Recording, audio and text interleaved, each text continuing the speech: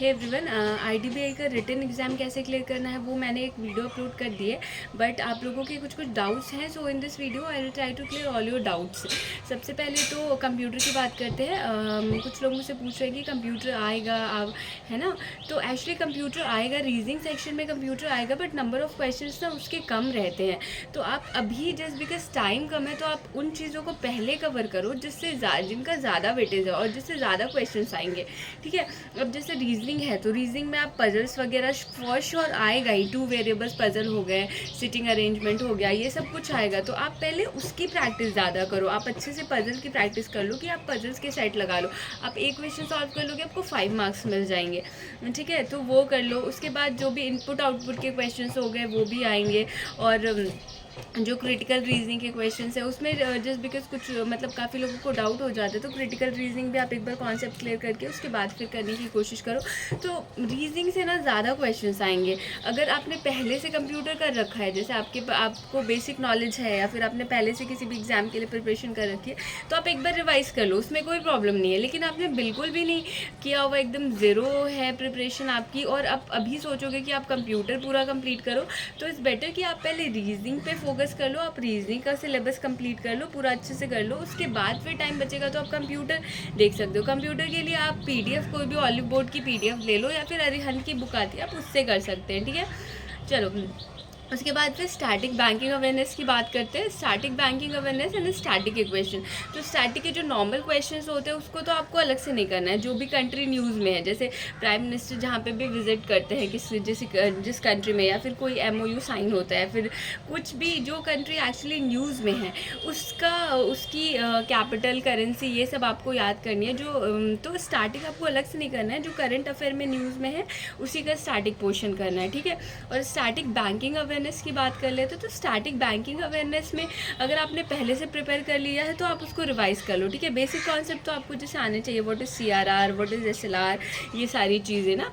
और बट अगर अभी आपने नहीं किया है तो मतलब आपका करंट अफेयर भी प्रिपेयर नहीं है, आपका बैंकिंग अवेयरनेस भी प्रिपेयर नहीं है, तो आई वुड से कि आप पहले 4 मंथ का करंट अफेयर पहले अच्छे से कर लो।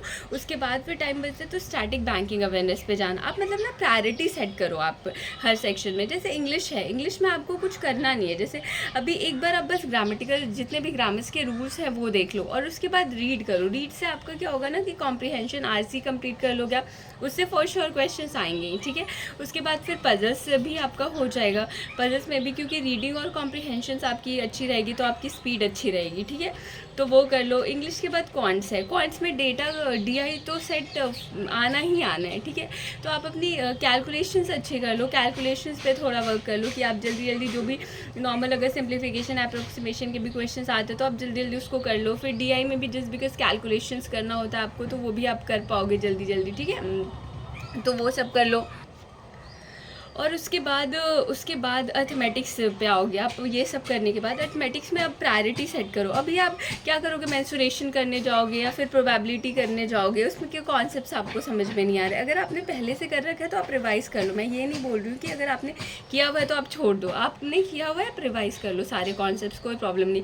लेकिन अगर आपने अभी बिल्कुल नहीं किया है तो आप जो अर्थमेटिक्स में भी जो इंपॉर्टेंट चैप्टर्स हैं जिनसे क्वेश्चन यूजुअली आते हैं वो पहले करो ना। जैसे परसेंटेज हो गया, सिंपल इंटरेस्ट, कंपाउंड इंटरेस्ट हो गया, प्रॉफिट एंड लॉस हो गया, ठीक है। उसके बाद टाइम स्पीड डिस्टेंस हो गए।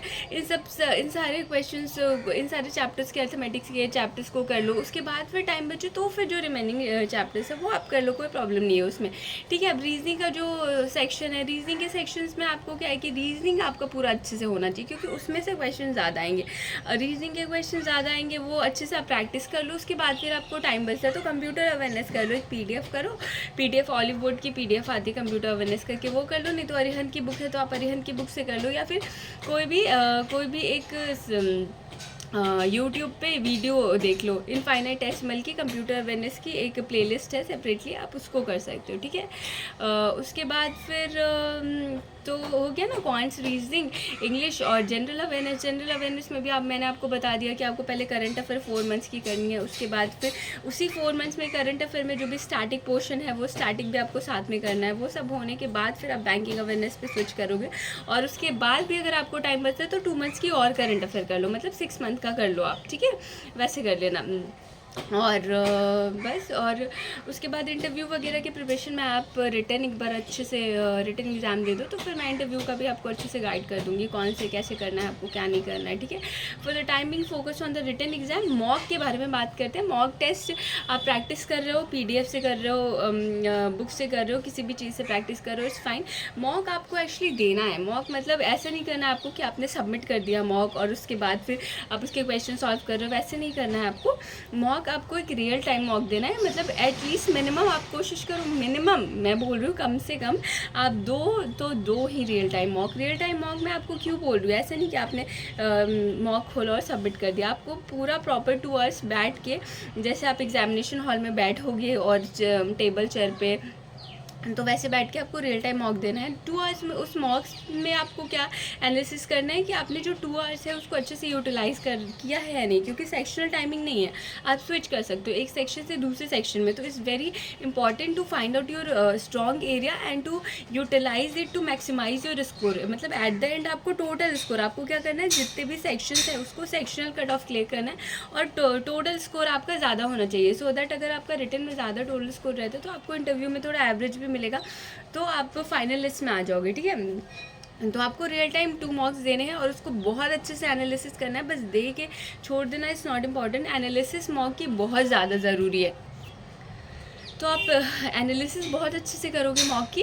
आप आपने जो मिस्टेक की है, अगर जैसे आपने क्या किया कि आपके पास 2 आवर्स थे, आपने टफ़ क्वेश्चंस को पहले चूज़ कर लिया और उसके बाद जो इजी वाले थे आपने उसको देखा भी नहीं, तो इन सब चीज़ों पे भी आपको ज़्यादा फोकस करना है। आपको मेक श्योर कि आप सारे क्वेश्चंस देख रहे हो, कि आपके जो भी रीजनिंग, क्वांट्स, इंग्लिश, जीके सब में सारे क्वेश्चंस आप देख पा रहे हो। विद इन 2-3 मिनट्स आप सारे जितने भी, अगर आपने कोई एक सेक्शन ओपन किया तो उसके सारे क्वेश्चन देखो। उसके बाद फिर उसमें से चॉइस ऑफ क्वेश्चन बहुत इंपॉर्टेंट है, उसमें से कोशिश करो जो भी ईजी क्वेश्चन हैं और जो जल्दी टाइम में हो जाने वाले वो सब पहले कर लो, उसके बाद डिफ़िकल्ट क्वेश्चन करो।